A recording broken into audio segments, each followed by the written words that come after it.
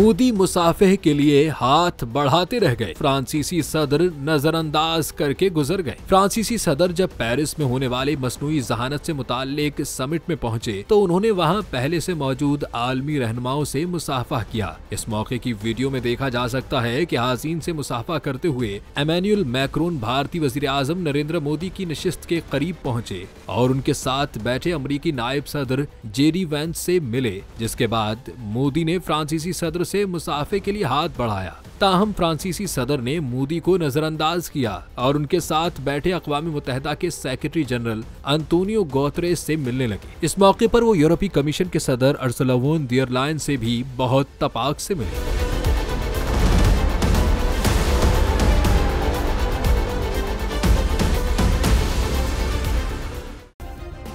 Subscribe करें और bell दबाएं ताकि कोई खबर रह न जाए।